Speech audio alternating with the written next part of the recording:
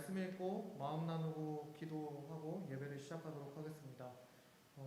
오늘 함께 읽어볼 말씀은 마가복음 15장 38절입니다. 마가복음 15장 38절. 제가 읽도록 하겠습니다. 이에 성소 휘장이 위로부터 아래까지 찢어져 둘이 되니라. 아멘. 이에 성소 휘장이 위로부터 아래까지 찢어져 둘로 되니라. 아멘. 예수 그리스도께서 십자가에 돌아가시기 직전에 다 이루었다라고 말씀을 하셨습니다. 그 순간 지성소와 성소를 구분하던 휘장이 둘로 찢어지게 되었습니다.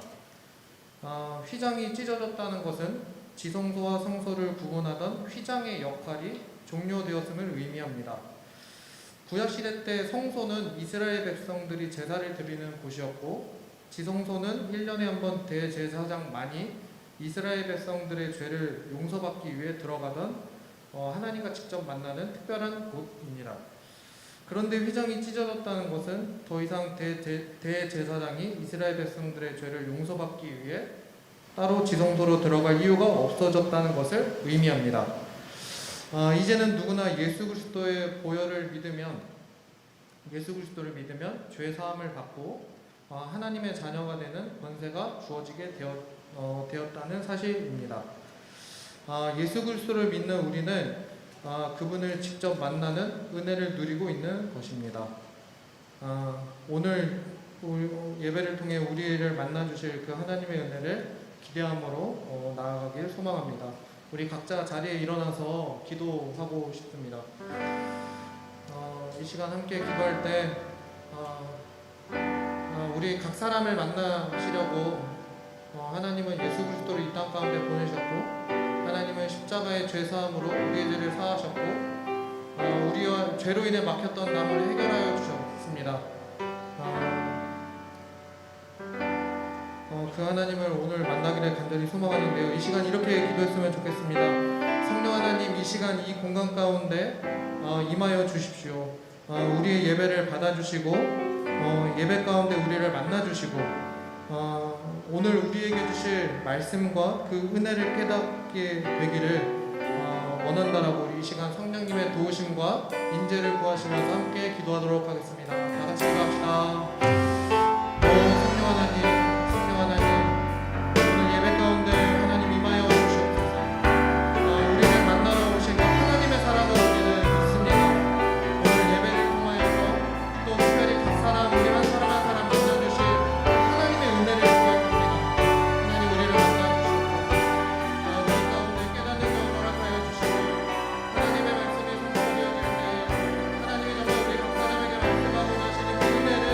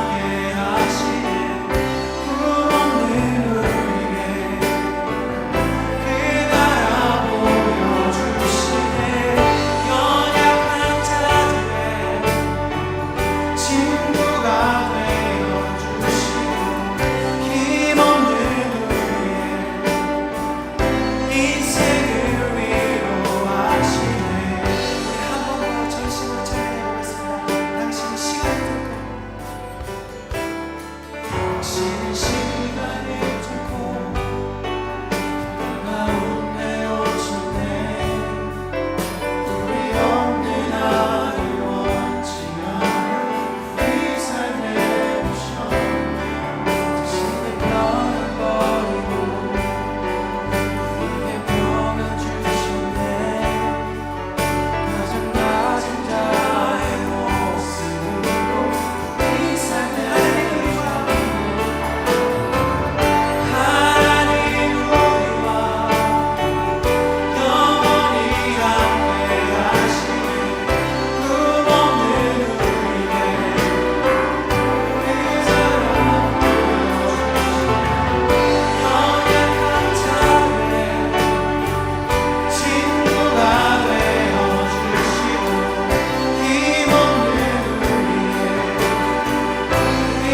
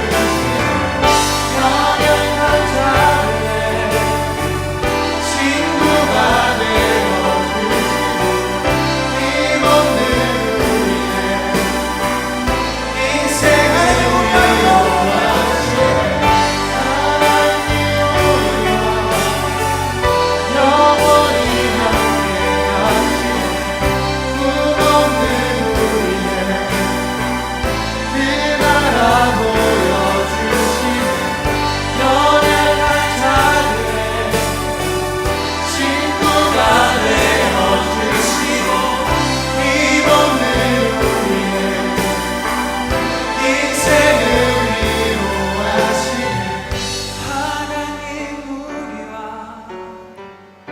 영원히 함께하시네. 꿈 없는 우리의 보여주시네. 그 나라 보여주시네. 연약한 자들의 친구가 되어주시고 힘없는 우리의 인생 예수 이곳으로 예수 이곳에 우리와 함께 영원히 예수 이곳에 예수 이곳에 우리와 함께 영원히 예수 이곳에 예수 이곳에 우리와 하늘 위에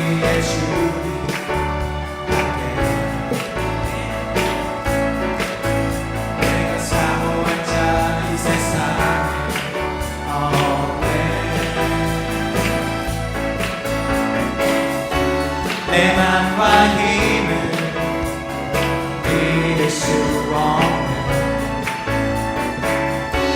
오직 한 가지 그 진리를 믿네 그 진리를 믿네 주는 나의 힘이요 주는 나의 힘이요 주는 나의 주는 나의 힘이요 주는 나의 힘이요 주는 나의 힘이요 주는 나의 힘이요 영원히 주를 의지하리 영원히 하늘 위에 주님밖에 하늘 위에 주님 내가 사모자 이 세상에 없네 내 맘과 힘을 믿을 수 없네 오직 한 가지 그 진리를 믿주는 나의 힘이요 주는 나의 힘이요 주는 나의 힘이요 영원히 주를 주는 나의 힘이요 주는 나의 힘이요 주는 나의 힘이요 주는 나의 힘이요 영원히 주를 영원히 내 맘과 힘 믿을 수 없네 내 맘과 힘 믿을 수 없네 오직 한 가지 그 진리를 오직 한 가지 그 진리를 믿네 주는 나의 힘이요 주는 나의 힘이요 주는 나의 힘이요 영원히 주를 주는 나의 주는 나의 힘이요 주는 나의 힘이요 주는 나의 힘이요 영원히 주를 의지하리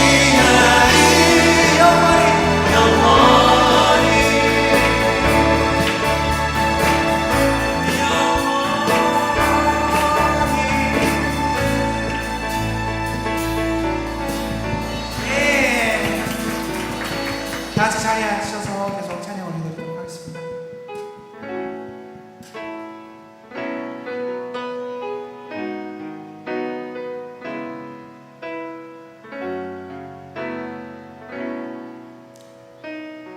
나의 소망 되신 주 나의 소망 되신 주 주를 바라보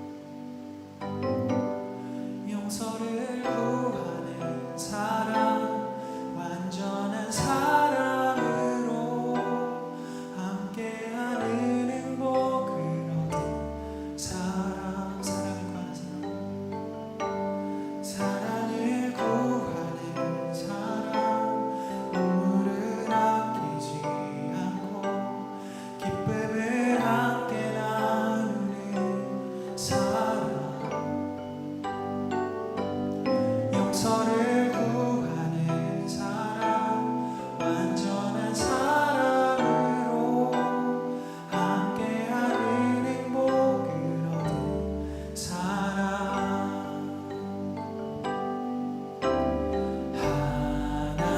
하나님의 사랑은 우리 모두에게 약속하셨네. 사랑하지 않는 이곳에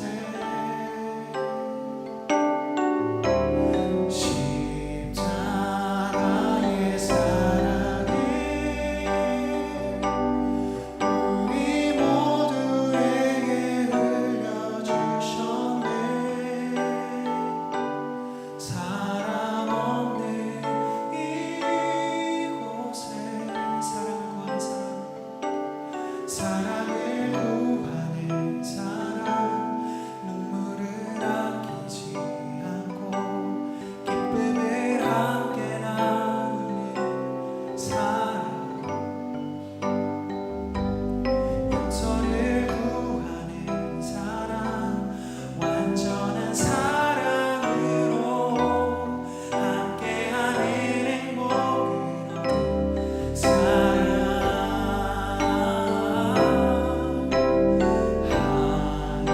하나님의 사랑은 우리 모두에게 약속하셨네. 사랑하지 않는 이곳에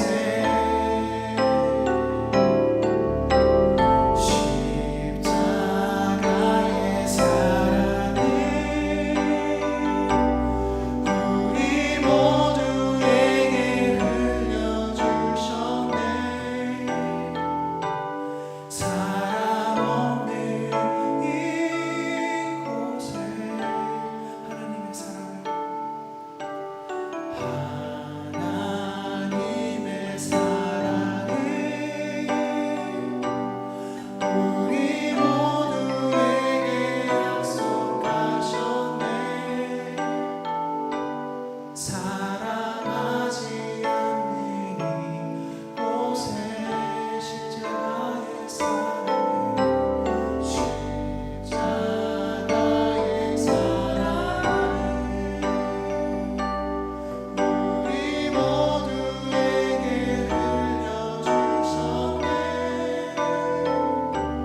사랑 없는 이곳에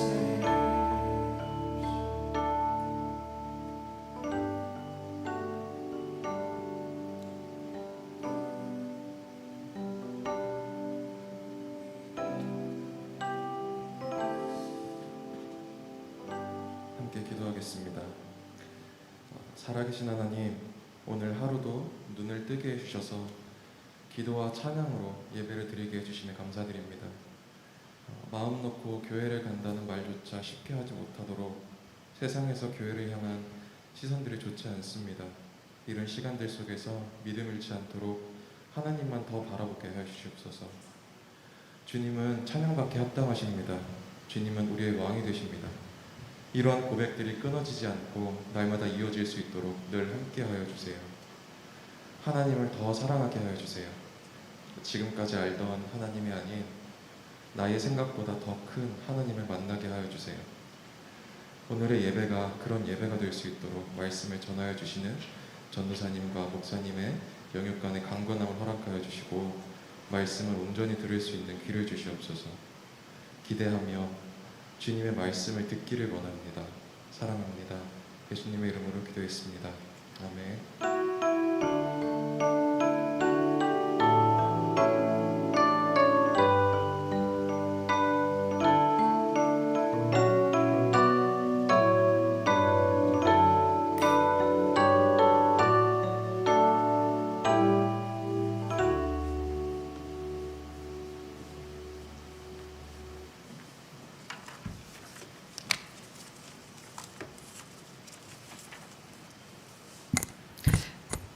광고 말씀 드리겠습니다.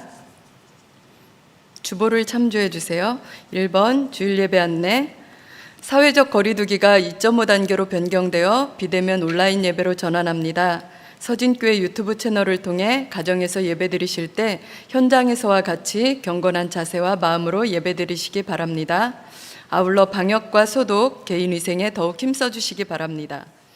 새벽 기도회와 금요 회복 기도회는 종전대로 진행합니다. 성탄절 연합 예배. 이번 금요일 12월 25일은 예수님께서 이 땅에 오심을 기념하는 성탄절입니다. 성탄절 감사 예배는 비대면으로 진행되며 온 가족이 함께 유튜브로 참여하실 수 있습니다. 우리 모두가 함께 모이지는 못하지만 가정에서 감사와 기쁨으로 예배드리시기 바랍니다. 금요일 오전 11시 유튜브 채널 참고해 주세요. 재직 세미나, 오늘 오후 3시에 재직 세미나가 있습니다. 당회의 모든 재직들은 참여해 주시기 바랍니다. 서리 집사님, 안수 집사님, 권사회 모두 참여해 주시기 바랍니다. 말씀 묵상집 1년 정기구독 신청 안내 드립니다. 2021년도 말씀 묵상집 생명의 삶 정기구독을 위한 신청서를 작성해 주시고 구독료는 헌금 봉투에 담아 헌금함에 넣어 주시거나 온라인 입금해 주시기 바랍니다. 봉투 또는 입금자명에 구독료 이름을 기입해 주시기 바랍니다. 성탄절 나눔 행사 알려드립니다. 마포 인재 육성 장학기금 기부, 성탄절 선물꾸러미 전달을 나눔센터에서 하게 되었고요. 사랑의 쌀 나눔 기부하게 되었습니다. 교회 달력 배부 중입니다. 본당 로비와 1층에 준비되어 있습니다. 가정별로 활용하시기 바랍니다.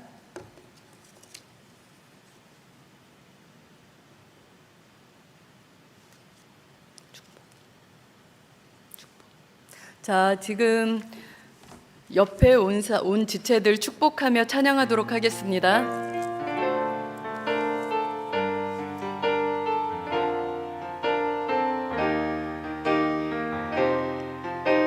손 벌려서 옆에 지체들 축복하면서 찬양할까요?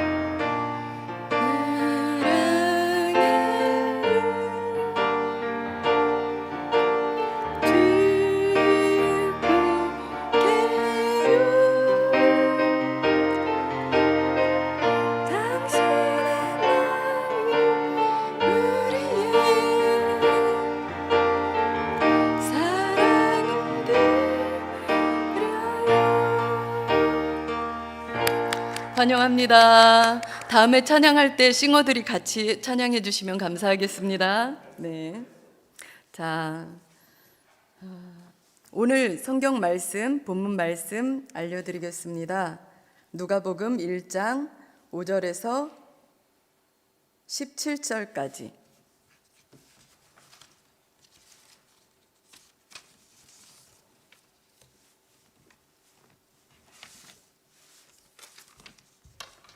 누가복음 1장 5절에서 17절까지 말씀 교독하도록 하겠습니다. 유대왕 헤롯 때에 아비야 반열에 제사장 한 사람이 있었으니 이름은 사가랴요 그의 아내는 아론의 자손이니 이름은 엘리사벳이라.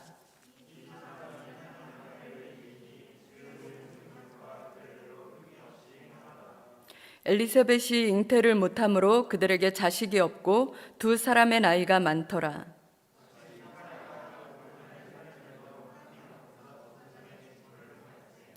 제사장의 전례를 따라 제비를 뽑아 주의 성전에 들어가 분향하고 주의 사자가 그에게 나타나 향단 우편에 선지라. 천사가 그에게 이르되 사가랴여 무서워하지 말라. 너의 간구함이 들린지라. 내 아내 엘리사벳이 내게 아들을 낳아 주리니 그 이름을 요한이라 하라.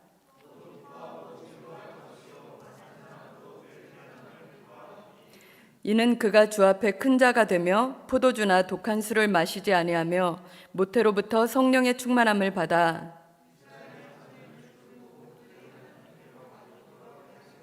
다 같이 그가 또 엘리야의 심령과 능력으로 주 앞에 먼저 와서 아버지의 마음을 자식에게 거스르는 자를 의인의 슬기에 돌아오게 하고 주를 위하여 세운 백성을 준비하리라.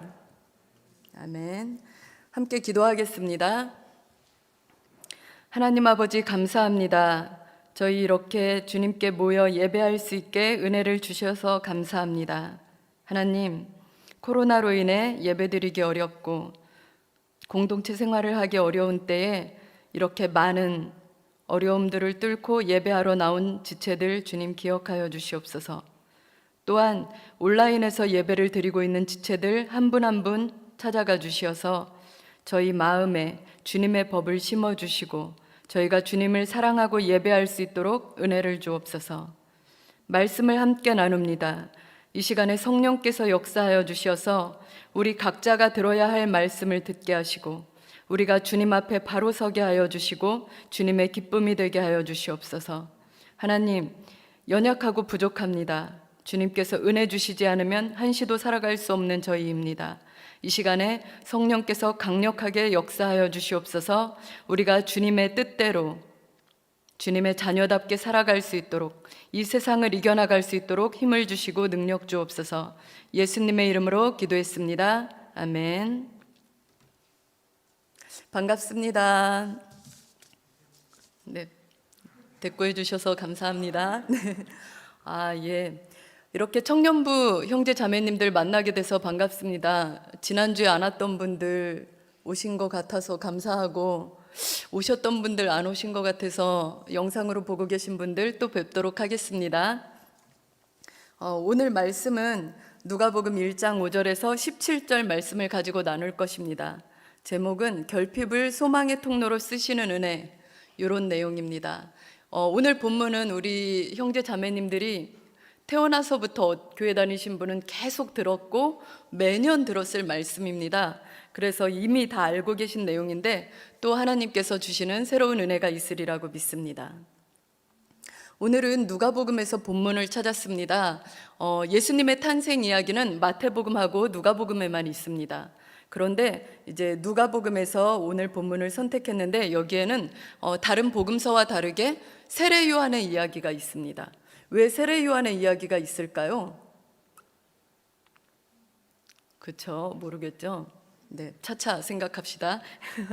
오늘 세례 요한의 이야기를 맨 처음에 두신 것은 아마 제가 생각하기에는 하나님의 역사를 이끌어 가심을 얘기를 하고 싶었던 것 같아요. 갑자기 예수님의 출현을 얘기할 수도 있겠지만 이 모든 것들이 세례 요한의 남도 예수님의 오심도 이 모든 것이 하나님의 역사 안에 있다는 것을, 주도권이 하나님께 있다는 것을 알려주려고 했던 게 아닌가. 또 신약 성경이 쓰여지기 시작할 때는 말라기 이후로 하나님이 직접 이스라엘 백성에게 말씀을 안 하신 지가 400년이나 공백기가 있었거든요. 그래서 그동안의 침묵을 깨고 누가 먼저 손을 내밀었는가, 관계가 단절되었을 때 누가 먼저 손을 내밀었는가, 이런 부분에서 아마 하나님이 먼저 손을 내밀었다, 이런 걸 말씀하기 위해서 하나님의 주도적인 구원 역사의 계획이 진행되는 것을 이렇게 기록한 게 아닌가 생각해 봅니다. 오늘 본문의 내용은 여러분들이 다 아시는 것처럼 세례 요한, 예수님이 태어나시기 전에 6개월 먼저 태어난 세례 요한의 출생에 관한 이야기입니다. 세례 요한이 출생하게 되는데 예수님보다 6개월 먼저 태어났죠. 6개월 먼저 태어났고 또 특별한 일들이 있었습니다. 그래서 오늘 주로 다룰 내용은 우리에게 있는 결핍과 기적과 이런 것들에 대한 내용입니다. 우리 형제 자매님들은 결핍이 있으신가요? 네, 아무도 대답을 안 하셔서 저만 있군요.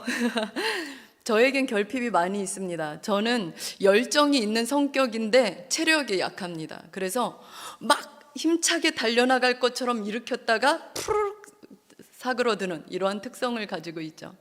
정말 하고 싶은 일을 만났을 때는 제 체력이 발목을 잡는 것 같아서 얼마나 슬프고 외로운지 모릅니다. 이것은 아마 몸이 약하신 분들만 알 수 있는 내용일 겁니다. 또 저에게는 결핍이 있습니다. 여러분들이 자신의 결핍을 얘기 안 하셔서 제가 제 결핍을 한번 다 얘기를 해보겠습니다. 저는 아직 결혼을 안 했죠. 제 나이가 아시는 분들은 아실지만 꽤 반백을 산 것 같습니다. 그런데 결핍이 있죠. 왜 전도사님 결혼 안 하셨지? 저도 하고 싶습니다. 그런데 이게 저에게는 평생의 결핍이었습니다. 쉽지 않았습니다. 여러분들도 아시겠지만 20살 넘어서부터 계속 결혼을 꿈꾸잖아요. 그리고 한 20여 년이 지나갔단 말입니다. 20여 년이 넘게 지나갔습니다. 왜 결핍이 없었겠습니까? 결핍이 얼마나 나를 힘들게 했겠습니까? 요 결핍, 우리에게는 이러한 결핍을 누구나 하나씩은 다 가지고 있다는 겁니다.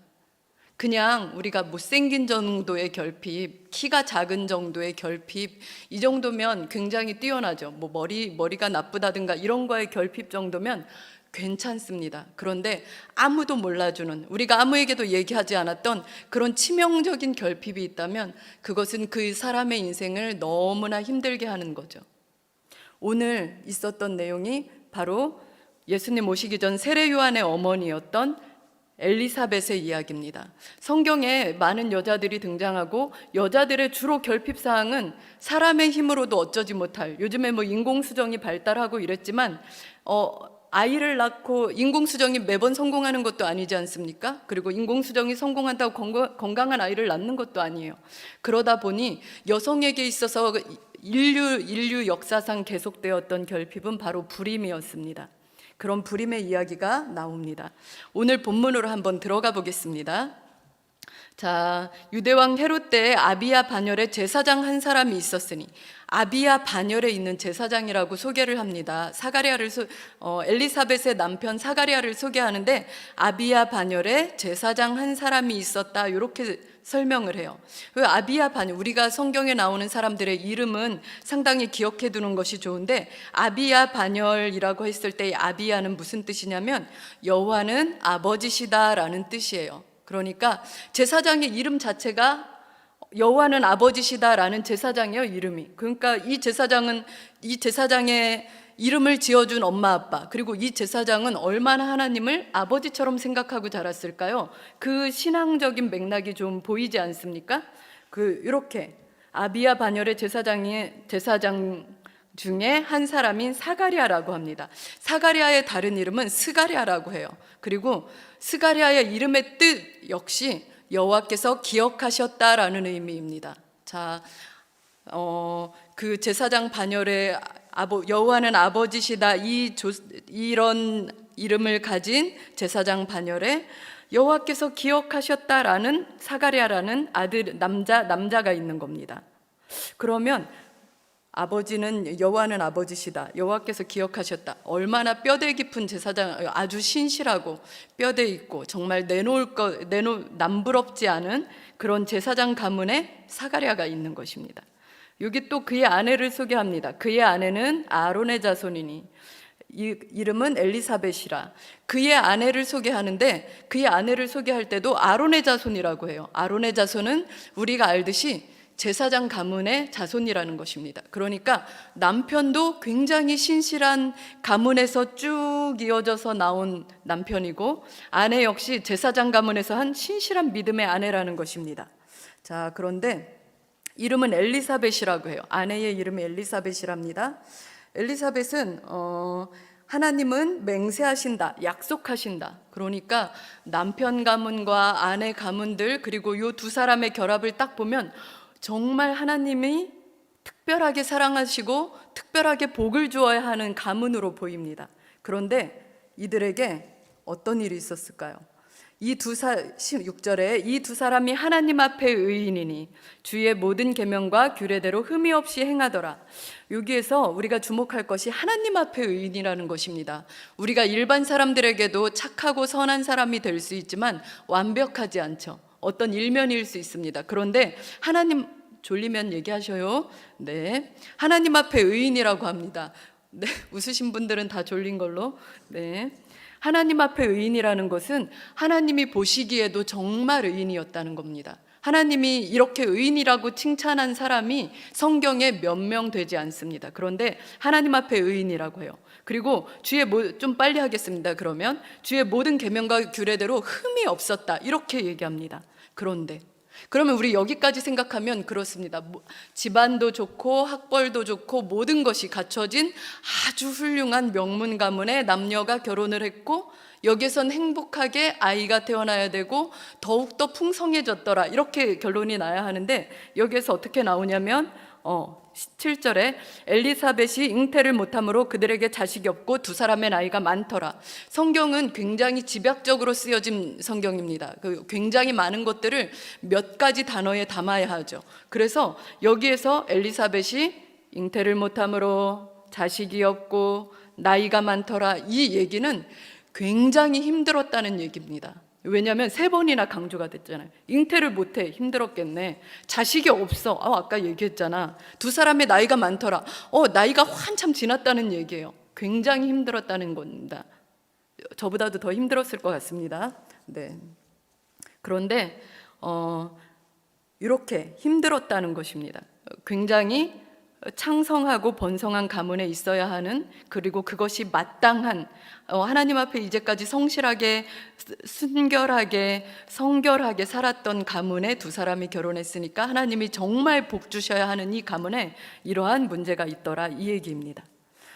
이제 성경은 막 사건을 진행해요. 마침 사가랴가 그 반열의 차례대로 하나님 앞에서 제사장의 직무를 행할세. 이제 성경은 모든 것을 다 떠나서 이렇게 얘기합니다. 사가랴가 제사장의 직무를 행하고 있다. 그리고 제사장의 전례를 따라 제비를 뽑아 주의 성전에 들어가 분향하고 있더라. 이렇게 얘기를 합니다. 두 사람의 슬픔이야 어쨌건 이제 사가랴는 자신에게 주어진 제사장의 본분에 충실했다는 것입니다. 이 당시에 반열의 차례대로 제사장의 직무를 행했다고 하는데, 이거는 다윗 왕 때에 아론의 자손 제사장들이 굉장히 많아졌을 때가 있었습니다. 왜냐하면 다윗이 예배 중심으로 있었기 때문에 그 당시에 제사장들이 가장 최전성기를 누리던 때였죠. 그래서 그 당시에 24반열로 나누어서 1년에 2주씩 성전을 섬기도록 그렇게 했었던 것입니다. 자, 그런데 이렇게 상황은 안 좋고 그래도 여전히 성실하게 사가랴는 주님의 일을 하고 있었고 이랬다는 얘기입니다. 근데 여기에서 계속 강조합니다. 사가랴가 그 반열의 차례대로 하나님 앞에서 제사장의 직무를 행할세. 제사장의 전례를 따라 제비를 뽑아 주의 성전에 들어가 분향하고. 자, 사가랴가 그냥 보통 열심으로 했다는 것이 아니라 정말 전심으로 주님을 섬겼다는 겁니다. 자기에게 오는 오랜 기간의 결핍, 오랜간의 고통을 그냥 그런 걸로 하나님을 원망하지 않고 오래도록 주님 앞에 성실한 모습을 유지하고 있었다는 겁니다. 우리 같으면 하나님이 내가 요구하는 것들을 안 들어주시거나 전혀 엉뚱한 걸 주시거나 그러면 굉장히 힘들었고, 또 심지어는 하나님을 떠날 사람도 굉장히 많은데, 여기 사가랴는 그렇지 않습니다. 그런 모든 상황에도 불구하고 계속 하나님 앞에 제대로 서 있었다는 것입니다. 그런데 여기에서 천사를 만나게 되죠. 11절에 보니까 주의 사자가, 사가랴가 분향하고 모든 백성은 밖에서 기도할 때 주의 사자가 사가랴 앞에 나타납니다. 그래서 향단 우편에 서서 사가랴에게 말을 거는 순간이 나오죠. 자, 하나님은 사람을 언제 만나 주실까요? 하나님은 사람을 언제 만나 주실까요? 내가 막 힘들어하고 있거나, 또 내가 막 골방에 혼자 숨어 있거나 이럴 때도 물론 만나 주십니다. 그런데 하나님 앞에서 섬기고 있을 때 주로 만나 주십니다. 여러분들이 혼자 있고 괴롭고 쓸쓸해서 정말 아무도 나를 도와주는 사람이 없다 싶을 때 하나님이 정말 급하게 만나 주시기도 하지만, 대부분의 모든 하나님과의 만남은 성전에서 예배드리며 기도하며 말씀 읽으며 하나님에 대해서 나누며 이런 때 만나 주시는 겁니다. 하나님을 만나고 싶은 분들은 그래야 이러한 기회를 사모해야 하는 것입니다. 자, 그 다음 넘어가 보겠습니다. 천사가 나타나서 사가랴에게 말합니다. 천사가 나타나면 우리가 이미 다 알아요. 우리가 영혼을 가진 존재이기 때문에 천사가 나타나서 나 천사야 라고 얘기하지 않아도 우리 영혼이 이미 압니다. 천사가 나타났구나, 하나님이 임재하셨구나, 우리가 이미 알 수 있죠. 그런데 천사가 사가랴에게 말합니다. 무서워하지 말라. 너의 간구함이 들린지라. 내 아내 엘리사벳이 내게 아들을 낳아주리니 그 이름을 요한이라 하라. 이렇게 나옵니다. 자, 간구함이 들렸다고 얘기해요. 천사가 오자마자 내 간구함이 들렸다. 사가랴가 그간 자기의 고통을, 그리고 엘리사벳의 고통을 무시하고 있었던 게 아닙니다. 계속 간구하고 있었어요. 그런데 이제서야 굉장히 일반 사람들의 소원이 기도가 되고, 기도가 간구가 되고, 간구가 고통이 되고, 이러는 과정은 굉장히 오래 걸립니다. 그럼에도 불구하고 간구를 하고 있었는데 천사가 와서 맨 처음 하는 말, 가장 필요한 말이었겠죠. 가장 위로가 되는 말이었겠죠. 그 말을 천사가 와서 합니다. 너의 간구함이 하나님께 들으신 바가 되었다. 이렇게 얘기합니다. 그리고 정말 기대했던 엘리사벳이 아들을 낳아줄 거라고 이름을 얘기합니다. 그런데 여기 조건이 또 하나 붙습니다. 그 아들의 이름을 요한이라고 하라고 하는 것입니다. 아들을 주신 거 굉장히 좋아요. 그런데 느낌이 좀 이상합니다. 내가 그냥 사랑하고 끌어안고 내 마음대로 키우면 되는 그런 아이가 아니라 조건을 다는 거예요. 이 아이의 이름을 요한이라 하라. 이건 뭐죠? 이 아이의 주도권이 나에게 있는 것이 아니라, 부모된 너희에게 있는 것이 아니라 하나님께 있다는 것입니다. 이 아이의 인생은 하나님께서 간섭하시겠다는 얘기입니다. 자, 그래요. 그래서 요한이라고 하라고 합니다. 천사가 이런 말을 덧붙여요. 너도 기뻐하고 즐거워할 것이요 많은 사람도 그의 태어남을 기뻐하리니. 좋아요. 아이가 없던 사람들에게 아이가 생겼으니까 얼마나 좋습니까? 나도 기쁜 거 이해가 돼요. 그런데 나도 기뻐하고 즐거워하는데 많은 사람도 그의 태어남을 기뻐하리라, 이렇게 얘기를 해요. 우리 아들이 되게 성공하나? 이런 생각이 좀 들지 않습니까? 우리 아들이 홍익인간처럼 수많은 사람을 좀 이롭게 하려나? 이런 생각이 좀 들지 않습니까? 근데 여기서 천사가 계속 부연 설명을 합니다. 이는 그가 주 앞에 큰 자가 되며, 우리가 세상에서 권력적으로 성공하는 사람, 대통령이라든가 왕이라든가 어떤 훌륭한 어떤 그런 분들을 주 앞에 큰 자가 된다고 하지 않죠. 그런데 또 여기 붙는 겁니다. 주 앞에 큰 자가 된다. 그리고 여기 포도주나 독한 술을 마시지 아니하며, 요거는 그 당시에 나실인들에게 적용되는 얘기입니다. 이게 뭐냐면 하나님께 자기 자신을 드리기로 구별한 사람들에게 정해지는 겁니다. 그런 사람들에게 요구되는 내용입니다. 그런데 이 사람들, 요한이라는 이름을 주면서 얘는 이미 나실인이야 라고 얘기해 주는 거죠. 이 사람은 내가 너희에게 주지만 너희 아들이 아니고 하나님의 아들이 될 거고, 이 아들의 인생은 내가 간섭할 거고, 이 아이는 얘는 아직 태어나지 않아서 아무것도 모르지만 얘는 이미 나실인이야, 이렇게 얘기를 하는 겁니다. 그리고 모태로부터 성령의 충만함을 받아, 여기가 핵심이죠. 1장 16절 다 같이 한번 읽어보겠습니다. 시작. 이스라엘 자손을 주 곧 그들의 하나님께로 많이 돌아오게 하겠습니다.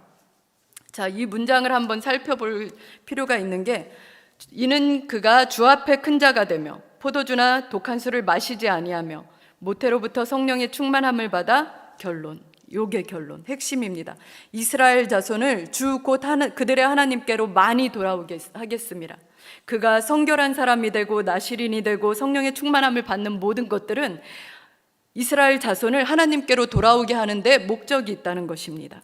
그리고 17절, 그 엘리야의 심령과 능력으로 주 앞에 먼저 와서 아버지의 마음을 자식에게, 거스르는 자를 의인의 슬기에 돌아오게 한다. 이게 뭐냐면, 이제까지 하나님과 이스라엘 백성은 몇 년간 말이 없었죠? 400년. 그렇습니다. 네, 감사합니다. 400년 동안 소통이 없었어요. 이스라엘 백성에게는 어떤 자부심이 있었냐면, 우리에게는 항상 말씀을 하는 선지자가 있다. 이것이 굉장히 큰 자부심이었습니다. 여러 제사장들이 있다가, 또는 선지자들이 있다가, 아니면 성도의 공회 중에서 항상 하나님의 말씀이 누군가에게 들린다는 것입니다. 그러면 어떻게 했냐면, 그 말씀을 들은 사람이 일어나서 회중에게 선포합니다. 지금 하나님이 이러이러한 것을 말씀하십니다 라고 얘기를 했어요. 그래서 그 당시 이스라엘 사람들은 항상 하나님이 우리와 함께 계시구나, 이렇게 얘기했는데, 이렇게 알고 있었는데, 그리고 그 명령대로 준행을 했는데, 하나님께서 우리 이스라엘 백성에게 말씀을 안 하신 지가 400년이나 됐어요. 아무도 이제는 일어나서 주님의 말씀이 이러하십니다, 하나님이 우리에게 말씀하십니다, 이런 얘기를 안 했던 거예요. 그 기간이 400년이나 지났는데, 이제 태어날 요 아이를 통해서 얼마나 미워졌습니까? 400년이 지나도록 하나님이 우리를 사랑하시고 우리를 보호해 주시고 우리의 아버지가 되어 주신다고, 우리 맹세하시고 절대 떠나지 않는다는 그 하나님이 우리를 돌아보지 않은 지가 400년이나 지났는데, 그 400년 동안 말씀 없었던 그 하나님이 이제 다시 이 아이를 통하여 말씀하신다는 겁니다. 그러니까 이 당시에 사가랴는 이 말씀을 듣고 굉장히 기뻤겠죠. 그리고 모든 사람들도 기뻐했겠죠. 요 내용입니다. 자, 그러면 이제 우리가 살펴볼 것이 무엇인가 한번 생각해 보겠습니다. 요 내용을 우리가 불임하던 여자가 하나님께 간절히 기도했다가 아들을 받으셨구나 이러면 곤란합니다. 그리고 하나님이 오래 기도했더니 훌륭한 아들을 주셨구나 이러면 성경도 해석되지 않을 뿐더러 여러분들 삶에 닥쳐오는 그 어려움들조차도 해석이 되지 않습니다. 그래서 성경을 어떻게 해석할까 하는 것이 굉장히 중요합니다. 요 부분에 대해서는 다음에 한번 다루기로 하고, 요번에 이 본문을 가지고 첫 번째 한번 살펴보도록 하겠습니다. 첫 번째, 의인에게 있는 고난, 결핍, 결함. 자, 사가랴와 엘리사벳은 신실한 믿음의 사람들이었습니다. 이 사람들은 정말 주님을 열심히 믿었죠. 그리고 어려움과 수많은 고통과 이런 것들을 다 말씀을 붙들고 하나님을 믿는 믿음으로 버티고 이겨낸 사람들입니다. 그리고 오래 간구했어요. 포기하지 않았다는 겁니다. 자기 자신이 비록 불임이었고 그래도 하나님이 언젠가는 선하신 하나님이니까, 선하신 아버지시니까 언젠가는 우리의 모든 슬픔을 닦아주시겠지 하고 오래 기다렸던 것입니다. 그런데 어떻게 됐습니까? 나이가 많아 지나도록, 여기서 아까 3번이나 강조했다고 그랬죠. 잉태를 못함으로 자식이 없고 나이가 많도록 얼마나 오래 기도했을까요? 그런데 이렇게 하나님 앞에 성실하고 그리고 요 천사를 만나는 과정에서조차도 사가랴는 다른 원만 불평 없이 하나님의 직분을 열심히 섬기고 있었습니다. 그런데 그들에게 결핍이 있었다는 거예요. 우리 지금 이 시간에 교회에 온 우리 청년 형제 자매들 한번 볼까요? 옆을 한번 볼까요? 얼마나 신실한가? 지금 이 시간에 아무나 와서 이렇게 대면 예배 수종자로 섬길 수 있다는 것이 결코 쉬운 일은 아닙니다. 그런데 이들에게 결핍이 있다는 것입니다. 그리고 얼마 동안요? 아주 오랫동안 기도가 간구로 변하고 그 간구가 고통이 되어서 나를 힘들게 하더라도 그렇게 있었다는 것입니다. 자, 그래서 우리의 결핍을 여기서 어떻게 봐야 될까요? 우리뿐만이 아닙니다. 이미 신앙의 선배들이 다 이런 결핍을 경험했죠. 그런데 우리의 결핍을 어떻게 해석하느냐에 따라서 우리가 이 결핍을 기쁨으로, 감사로 이겨낼 수 있거나 아니면 낭망하게 되는 거죠. 자, 두 번째 넘어가 보겠습니다. 아까 얘기했던 내용입니다. 기도를 오래 했더니 아들을 낳는 복을 받았다. 그리고 훌륭한 아들을 낳았다. 이런 것은 절대 결론이 아닙니다. 여기에 아들을 낳았는데 아까 말씀드린 대로 천사가 등장해서 이름까지 주는 것입니다. 나중에 한 46절 정도 보면 그 부끄러움을 없애려고 아들을 주셨다 이런 얘기가 나와요. 이 사람들이 아들을 얻었다는 것은 이 사람들이 갖고 싶었던 후사를 얻었다 이런 데서 그쳐지는 것이 아니라 하나님이 또 하나의 사명을 맡기신 겁니다. 그러니까 아들을 받았다는 것도 있지만 하나님이 나에게 또 다른 사명을 주셨다. 이렇게 해석이 돼야 되는 거죠. 내 마음대로 할 수 없는 아들, 내 뜻대로 키워서는 안 되는 아들을 받음으로써 지금 아들을 하나님이 나에게 주신 것은 내 기도의 응답이 아니라 하나님이 어떤 역사를 이끌어 가시는데 나를 사용해 주셨다는 걸로 해석이 되는 겁니다. 하나님이 내 기도를 응답해 주셨어, 이것이 아니라 하나님이 나를 불쌍하게 여기셔서 자신의 역사를 이끌어 갈 때 그런데 나를 초대하셨어, 이렇게 되는 거죠. 그러면 이 아들을 받아들였을 때 또는 아들을 잃었을 때 여러분들은 마음이 좀 다르겠죠. 만약에 이러한 전제가 없이 내가 아들을 받았으면 그 아들이 제대로 안 크고 제대로 또 막 사고가 났거나 막 이러면 얼마나 엄마 아버지 된 사람의 마음으로서 힘들겠습니까? 그런데 지금 내가 받은 아들은 하나님의 아들이에요. 그리고 하나님의 목적을 위해서 쓰여질 아들이에요. 그러면 어떻게 되죠? 부모의 마음이 주신 분도 여호와시고 걷어가시는 분도 여호와시다, 이런 느낌이 되는 거죠. 자, 그런데 그래도 감사할 수 있는 것이 뭐냐면 나의 부끄러움을 없애주려고 주셨구나. 원래 나한테는 아이가 있는 게 아니었습니다. 내가 기도해서 받을 수 있는 게 아니었습니다. 그런데 하나님이 불쌍히 여기셔서 자신의 구원 역사를 이끌어가는데 거기에 나를 초청해 주신 겁니다. 이러니까 감사가 되는 거죠. 세례 요한은 나중에 커서 나와서 살았습니다.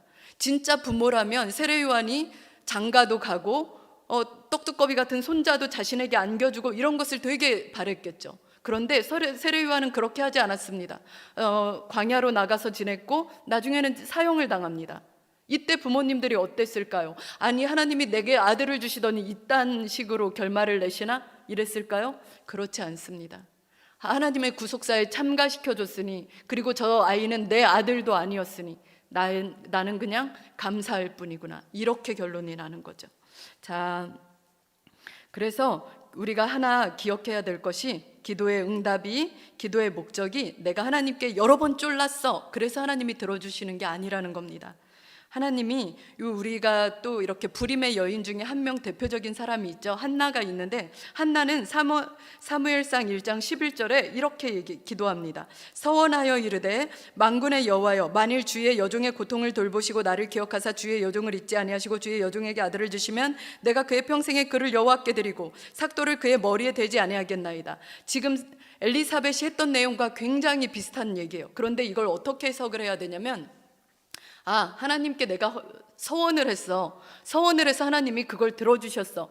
이렇게 해석할 것이 아니라, 한나가 오랫동안 기도하는 동안에 한나의 뜻이 하나님의 뜻과 일치된 것입니다. 우리 주기도문에서 어떻게 되어 있죠? 뜻이 하늘에서 이루어진 것 같이 땅에서도 이루어지이다, 이렇게 기도하는 겁니다. 그러니까 한나의 기도가 응답되고 또 여기 사가랴와 엘리사벳의 기도가 응답된 것은 하나님 내게 아들을 주세요, 이렇게 간절하게 매달려서 기도 응답이 된 것이 아니라 그들의 뜻이 하나님의 뜻과 일치했기 때문에 기도가 응답됐다고 보는 것이 맞는 것입니다. 자, 그렇습니다. 그래서 우리가 기도를 할 때, 하나님 내 결핍이 없어요, 내가 이것 때문에 너무 창피하고 부끄러워서 얼굴도 못 들겠어요, 하나님 나에게 언제까지 참으시고 언제까지 내 기도를 들어주시지 않으실 겁니까? 요게 아니라, 하나님 내가 지금 이런 결핍이 있는데 나는 이걸 어떻게 해석을 하고 내가 어떻게 하나님의 뜻을 알 수 있을까요? 이런 식으로 다가간다면 하나님이 그 뜻을 보여주시고 기도를 응답해 주시게 되는 것입니다. 자, 그러면 여기에서 한 가지만 더 여쭙겠습니다. 어떤 사람이 주 앞에 큰 자일까요? 어떤 사람이 주 앞에 큰 자일까요? 세례요한처럼 광야에 나가서 복음을 막 전해야 할까요? 아니면 사방에 전도지를 들고 다녀야 할까요? 예배 시간에 맨날 앞에 나와서 열심히 예배드려야 할까요? 이런 거 물론 좋습니다. 그런데 여기에서 큰 자가 된다는 것을 그렇게 단편적으로 보시면 안 되고, 여기에 이렇게 되어 있어요. 포도주나 독한 술을 마시지 아니하며 모태로부터 성령의 충만함을 받아, 아까 가장 중요한 핵심이 뭐라고 그랬죠? 이스라엘 자손을 주 곧 그들의 하나님께로 많이 돌아오게 할 것입니다. 자, 우리의 결핍이 어떻게 하나님께 쓰임받을 것인가, 이런 내용입니다. 하나님 내게 지금 결핍이 있어요. 하나님 내가 정말 이걸 정말 열심히 노력하고 열심히 간구하는데 되지 않아요. 하나님 나는 이제 세상이 다 망가졌어요. 세상이 무너졌어요. 이러한 결핍들을 어떤 식으로 하나님이 쓰실 거냐면, 이스라엘 자손을 그들의 하나님께로 돌아오게 하시는데 쓰시는 겁니다. 그러면 우리의 기도가 어떻게 바뀌어야 될까요? 하나님 내가 지금 받은 상처가 너무 힘들어요, 하나님 나 인생 종쳤거든요, 이런 게 아니라, 하나님 내가 지금 이렇게 종쳤지만, 내가 지금 너무 힘들지만 이 상처들이 수많은 사람을 돌아오는데 쓰임 받을 것을 믿습니다. 지금 내가 그것을 알게 해주세요. 그래서 내가 하나님을 원망하지 않게 해주세요. 하나님이 나에게 어떤 뜻을 품고 있는지, 내가 지금 이 견딜 수 없는 이 고통 속에서 내가 어떻게 하나님을 부여잡고 어떻게 하나님의 이루심을 기대해야 되는지 내게 소망을 주세요. 이렇게 돼야 하는 것입니다. 자, 그래요. 이제 가장 중요한 결론을 하나 나눌 건데, 우리는 이렇게 생각합니다. 하나님을 너무 사랑해. 그래서 하나님 앞에서 정말 나를 헌신하고 싶어. 그래서 나는 아침마다 교회 가서 성전을 잘 정리하고 화장실 청소도 하고 예배 반주도 열심히 하고, 또 하나님이 이웃 사랑하는 거 기뻐하시니까 막 그렇게도 하고, 좋습니다. 이거 굉장히 좋은 일이에요. 남들을 위해서 기도도 하고 구제도 하고 너무 중요한 일입니다. 그런데 있잖아요, 이걸 하나 생각해 봤으면 좋겠습니다. 지금 사가랴와 엘리사벳의 인생을 봤을 때 이 사람들은 하나님 앞에 흠이 없는 의인이었어요. 그리고 모든 사람들에게도 칭송을 받았을 것입니다.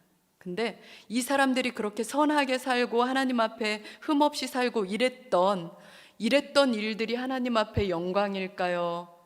나중에 세례 요한을 낳은 것이 영광일까요? 어느 게 더 영광일까요?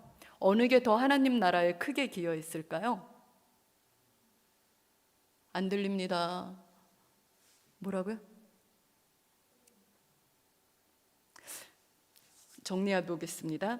사가랴와 엘리사벳이 의인이었어요. 많은 사람들에게 아주 선한 영향력을 끼쳤을 것입니다. 모든 사람들의 본이 되었을 것이고 좋은 귀감이 되었을 것입니다. 그런데 그것보다 그렇게 그들이 살아서 하나님이 기뻐하시고 영광 받으셨던 것보다 요거 사가랴와 엘리사벳이 자녀가 없어서 고통받고 힘들어했고 참았고 간구했고 그러다가 아들을 얻게 되고 요 두 가지 중에 어떤 것이 하나님 나라의 기여도가 더 클까? 우리는 요 부분은 하나님이 나에게 주시는 고통과 결핍과 이런 거는 하나님 나라에 별 도움이 안 된다고 생각을 해요. 그리고 하나님의 영광을 가린다고 생각을 합니다. 사실은 그렇지 않아요. 세례 요한을 낳은 것, 그 과정들, 그걸 이겨내는 과정들이 하나님 앞에서 더 영광스러운 것입니다. 이쪽은 너무나 바람직한데 지난주 금요일에 말씀드렸듯이 사람은 극단을 달리게 되거든요. 자기가 잘하는 것이 있으면 그것이 처음에는 순수한 의도로 하나님께 드려집니다. 그런데 다음에는 그것을 다른 사람을 판단하고 정죄하는 데 사용되죠. 내가 예배 시간에 10분 전, 20분 전에 와서 기도하고 다른 사람들을 위하여서 기도하고 있다면 이제 10분 전, 20분 전에 오지 않는 목자들을 향해서 아니 왜 쟤는 목자가 돼서도 기도를 안 해? 이렇게 생각합니다. 내가 성도들을 내게 맡겨진 목원들을 위해서 선물도 갖다 주고 생일도 기억해 주고 어려움을 도와주고 이럴 때 너무 좋죠. 너무 좋은데 이것이 자칫 잘못하면 다른 목자들을 향해서 아니 쟤는 목자가 기본이 없네 이런 식으로 발전할 수 있다는 것입니다. 그래서 인간의 의는 하나님께 그렇게 큰 영광이 되지 못해요. 그런데 하나님이 우리에게 주시는 피해갈 수 없는 이 고통 우리들에게 다 있습니다. 정말 피해갈 수 없어요. 내가 뭐 호적을 파겠어요? 뭘 어떻게 하겠어요? 나에게 주어진 이 숙명 같은 고통, 나에게 일평생 따라다니는 이 낙인 같은 고통, 이 고통이 바로 이스라엘 백성들을 하나님께로 돌아오게 하는데 사용된다는 것입니다. 어떤 게 더 크죠? 이쪽이 훨씬 크죠. 그런데 우리는 이거는 생각하지 않습니다. 이거는 하나님이 나에게 맡겨주신 짐이고 이건 나에게 고통이라고 생각하는데 정작 하나님 나라에서 보면 그렇지 않다는 거죠. 내가 열심히 주를 위해 섬긴 것 그거 물론 훌륭합니다. 그런데 내가 고난의 자리에 있을 때 주님을 놓지 않고 붙들었던 것, 그래서 결국엔 하나님이 어떻게 하시든 감사하고 흔들림 없이 있었던 것, 이 부분이 하나님 앞에서 훨씬 더 영광이 되고 수많은 사람들을 주님께로 인도한다는 것입니다. 성경은 어떤 거에 강조를 하고 있어요? 성경은 많은 어려움과 고통들이 있지만 그 중에 네가 그래 잘한 거 이런 거에 대해서 얘기하지 않아요. 실제로 네가 하나님의 영광을 드러낸 것이 어디냐에 초점이 맞추어져 있는데 그것은 바로 하나님께서 나에게 주어주신 이 숙명 같은 고통들을 믿음으로 이겨내고 있을 때입니다. 형제 자매님들에게 어떤 고통과 어려움이 있는지 모르겠습니다. 그런데 피해 나갈 수 없죠. 여러분들도 피해 나가려고 많이 애를 썼을 거예요. 그런데 그것이 바로 거기에서 믿음 잃지 않고 바로 붙들고 있는 것, 그것이 가장 하나님을 영화롭게 하는 겁니다. 이것이 언제 드러나나요? 이 세상에서 드러나지 않을 수도 있어요. 대부분의 것들은 이 세상에서 오랜 시간이 지나면 드러납니다. 오랜 시간이 나면 자녀도 생기고 오랜 시간이 지나면 어떻게 저떻게 해서 재산도 생기고 어떻게 저렇게 해서 배우자도 생기고 막 그럴 수 있어요. 그런데 그것이 중요한 것이 아닙니다. 하나님이 주신 이 숙명 같은 고통을 내가 믿음으로 하나님 선하신 분이지 믿음으로 부여잡고 흔들리지 않고 그 자리를 지키고 있을 때 이때가 하나님이 가장 영광 받으시는 것입니다. 우리 형제 자매 여러분들, 나는 이렇게 하나님 앞에 신실했고 나는 이렇게 남들보다 정직하려고 했고 나는 이렇게 최선을 다해서 하나님을 섬기고 있는데 왜 하나님은 나를 돌아보시지 않으시지? 이것이 아니고 그래 하나님이 나에게 주신 이 피해가고 싶은 이 고통이 하나님의 은혜의 통로구나. 하나님의 멋진 역사에 나를 불러주시는 초청이구나. 내가 날마다 주님을 놓지 않고 무릎 꿇게 하시는 부분이구나. 이런 고통이 저주스러울까요? 이런 고통이 남들에게 숨기고 싶을까요?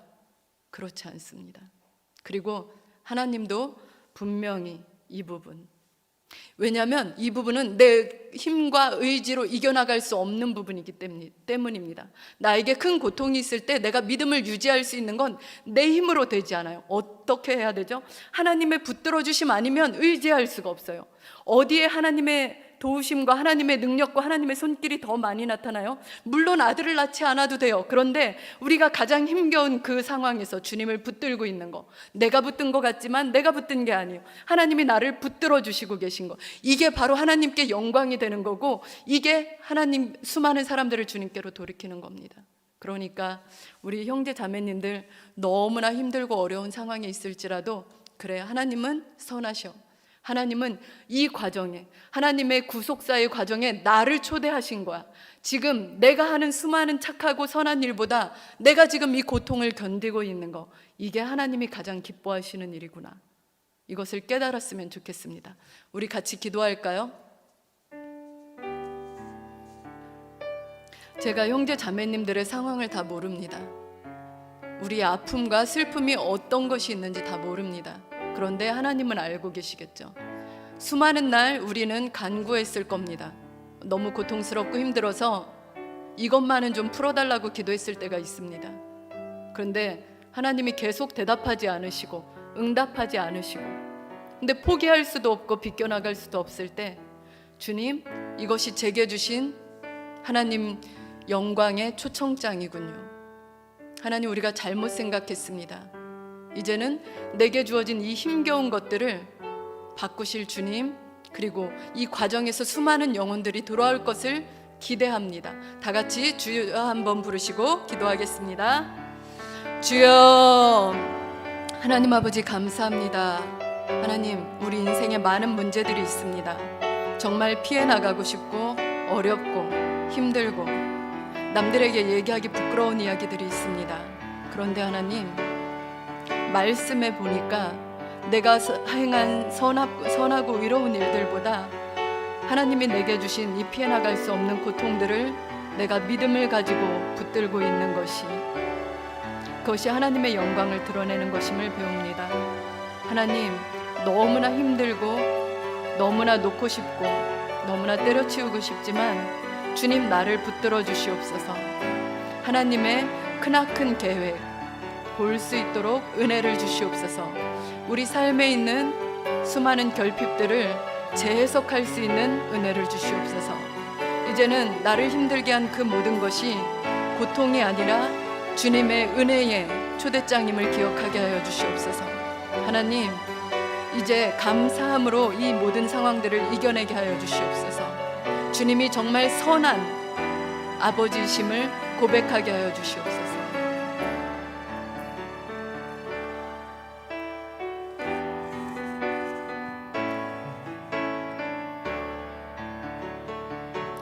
주님, 내가 여기 있사오니 나를 보내소서. 나의 맘 나의 몸 주께 드리오니 주 받으옵소서.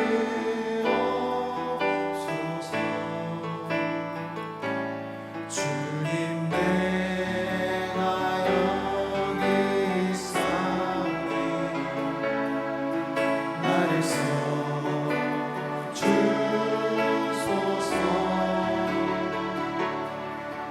가진 것 모두 다 주께 드리오니 주 받으옵소서.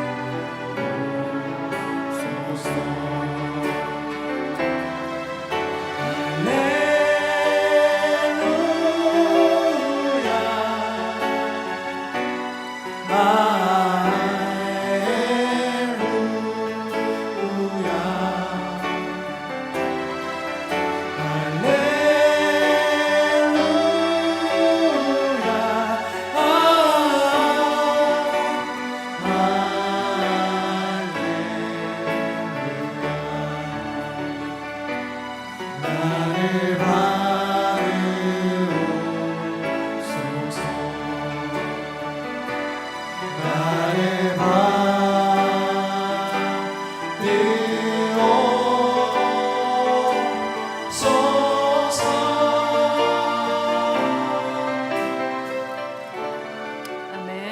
기도하겠습니다.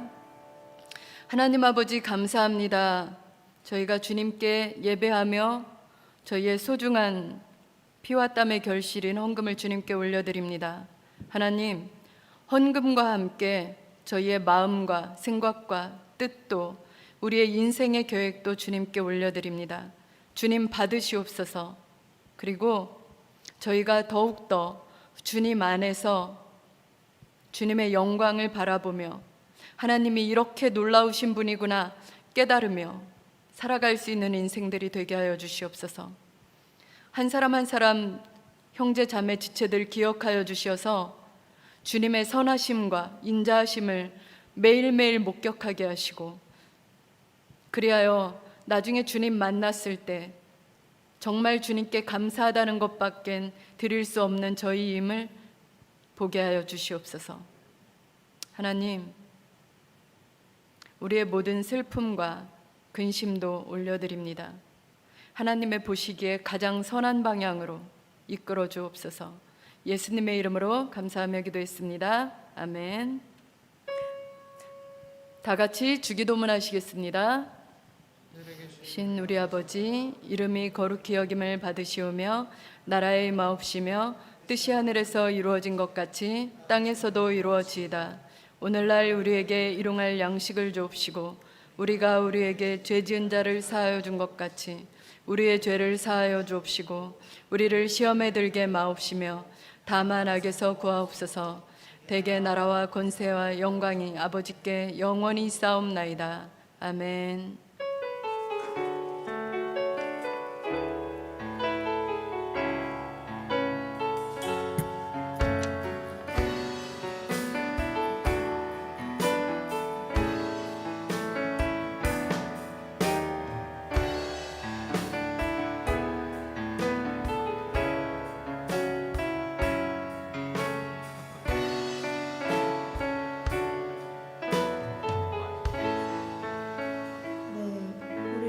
중요한 광고가 많아서요. 우리 온라인으로 들으시는 분들도 끝까지 시청해주시면 감사하겠습니다. 네, 삶의 중심 대신 예수 그리스도만을 높이는 한빛청년부 예배 오신 여러분을 환영하고 축복합니다. 우리 오늘 이번 주 성탄절이니까 우리 서로에게 축복의 나눔의 말을 우리 메리 크리스마스 이렇게 하겠습니다. 메리 크리스마스로 온라인 들으시는 분들 메리 크리스마스입니다. 네, 저희 첫 번째 소식은요. 벌써 성탄절이 이번 주로 다가왔는데요. 저희가 코로나로 인해서 아까 전도사님이 말씀해 주신 것처럼 함께 모여서 성탄을 축하하고 기뻐하진 못하지만 저희 온라인으로 함께 진행될 예정입니다. 또 저희 청년부 차원에서 어떤 식으로 우리가 예수님의 이 땅에 오심을 함께 기뻐하고 축하할 수 있을까 고민하다가 나왔는데요. 우리 예전에 몇몇 분들에게 또 찾아가는 신방을 진행한 적이 있습니다.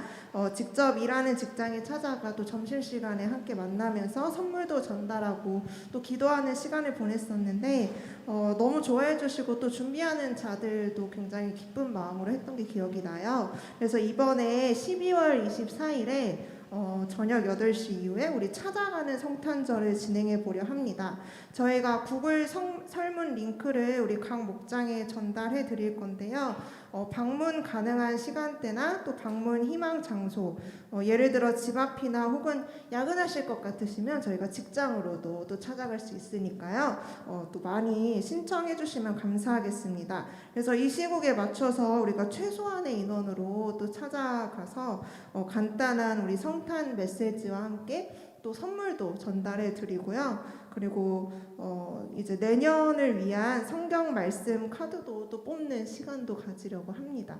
그래서 많이 신청해 주시고 또 보고 싶은 얼굴도 마주보며 함께 이 기쁜 날을 보냈으면 좋겠습니다. 네, 두 번째 소식은요. 저희 다음 주일 한빛 모임 시간에 2020년 목자 송별식과 또 2021년 목자 임명식이 있겠습니다. 해당하시는 목자님들은 가능한 참석 부탁드리겠습니다. 수고한 목자와 또 함께할 목자들을 위해서 함께 위로하고 축복하는 시간이 되도록 기도 부탁드립니다. 또 세 번째 소식은요, 또 벌써 다음 주면은 올해 마지막 주인데 2020년 재정 결산 보고를 진행하도록 하겠습니다. 이번 주 중에 온라인으로 재정 감사를 진행하려고 하는데요. 우리 누구나 참여 가능합니다. 그래서 혹시 참여하고 싶으신 분들은 저에게 신청해 주시면 감사하겠습니다. 우리 재정 감사를 통해서 올 한 해 하나님이 또 재정으로 어떻게 역사하시고 또 일하심을 목격하시고 또 얼마나 우리에게 주어진 예산을 잘 썼는지 혹은 미비한 게 있는지 또 함께 보는 시간이 되겠습니다. 네, 마지막으로 조금 늦었지만 12월 생일자 명단 알려드립니다. 저번 주부터 생일자가 있었는데요. 또 앞으로도 이번 주부터 또 12월 생일인 청년들이 꽤 있습니다. 카톡으로, 전화로 많이 축하해 주시면 감사하겠습니다. 네, 한빛 모임은 여기까지고요. 조심히 돌아가 주시면 되겠습니다. 감사합니다.